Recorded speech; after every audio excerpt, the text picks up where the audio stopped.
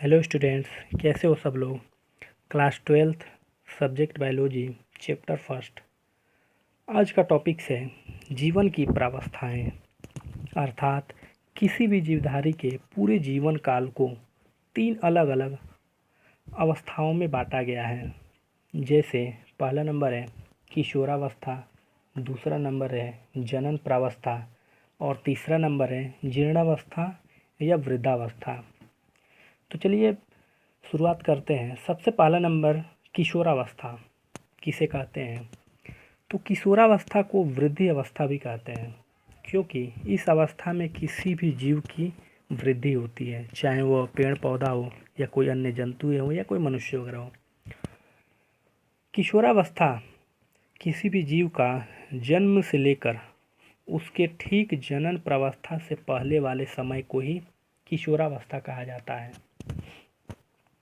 अगर पौधों में बात करें तो पौधों का भी जन्म से लेकर और पुष्प लगने से ठीक पहले वाले समय को ही किशोरावस्था कहते हैं। दूसरा नंबर है जनन प्रावस्था। जनन प्रावस्था वह प्रावस्था होता है जिसमें किसी भी जीव की जनन अंगों का निर्माण होता है।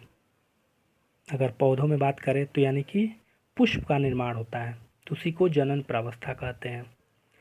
जनन प्रावस्था को हम थोड़ा और डिटेल्स में जानेंगे, पौधों के अंतर्गत और जंतुओं के अंतर्गत। सबसे पहला पौधों में, यहाँ पर कुछ शब्दावली आती हैं पौधों के लिए जनन प्रावस्था में, जैसे मोनोकार्पिक और पॉलीकार्पिक। सबसे पहला मोनोकार्पिक किसे कहते हैं, तो ऐसे पौधे जिनके पूरे जीवन काल में सिर्फ और सिर्फ एक बार पुष्प लगते हैं, तो ऐसे पौधों को मोनोकार्पिक कहते हैं। जैसे गेहूँ हो गया, मटर, चना या इसके अलावा सरसों भी होगा, तो ऐसे पौधों को मोनोकार्पिक कहते हैं। तो मोनोकार्पिक के अंतर्गत एक वर्षीय पौधे भी आते हैं और द्विवर्षीय पौधे भी आते हैं। द्विवर्षीय पौधों की बात करें तो जैसे मूली, प्याज, गाजर इत्यादि। इसके अलावा दूसरा नंबर है पॉलीकार्पिक। तो ऐसे पौधे जिनके पूरे जीवन काल में अनेकों बार पुष्प लगते हैं, फल लगते हैं, तो ऐसे पौधों को पॉलीकार्पिक कहते हैं। जैसे आम, महुआ, अमरूद, सेब इत्यादि, ऐसे पौधों को पॉलीकार्पिक कहते हैं। इसके अलावा जंतु में अगर बात करें तो कुछ शब्दावली आते हैं, जैसे मधुचक्र और ऋतुस्राव। पहला नंबर देखते हैं मधुचक्र।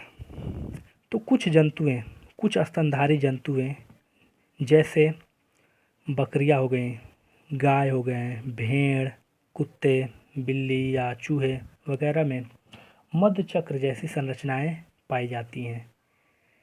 इस चक्र में क्या होता है कि जो इन जंतुओं यानी इन स्तनधारी जंतुओं की जो मादाएं होती हैं वह किसी विशेष समय में ही गर्भ धारण करती हैं, यानी कि प्रजनन के लिए तैयार होती हैं।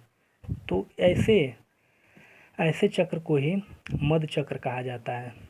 दूसरा अगर देखा जाए जंतुओं में, स्तनधारी जंतुओं में जिन्हें गण प्राइमेट गण में रखा गया है, यानी प्राइमेट गण के अंतर्गत आते हैं, जैसे मनुष्य हो गए या इसके अलावा बंदर हो गए, लंगूर वगैरह या चिंपैंजी वगैरह, जितने ये बंदर होते हैं, तो इनमें ऋतुस्राव देखने को मिलता है, यानी मासिक चक्र, यानी कि 28 दिन में जो मासिक चक्र होता है उसमें।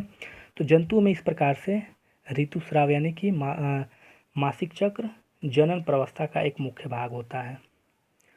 तीसरा नंबर था जीर्णावस्था या वृद्धावस्था।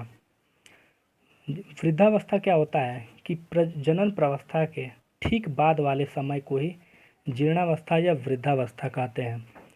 इस अवस्था में किसी भी जीवधारी के जनन की जो क्षमता होती है वो क्षीण होने लगता है, यानी धीरे धीरे वो नष्ट होने लगता है और वह जीव पूरी तरह से वृद्ध होकर के, यानी बूढ़े होकर के, और अंत में मृत्यु को प्राप्त कर जाते हैं।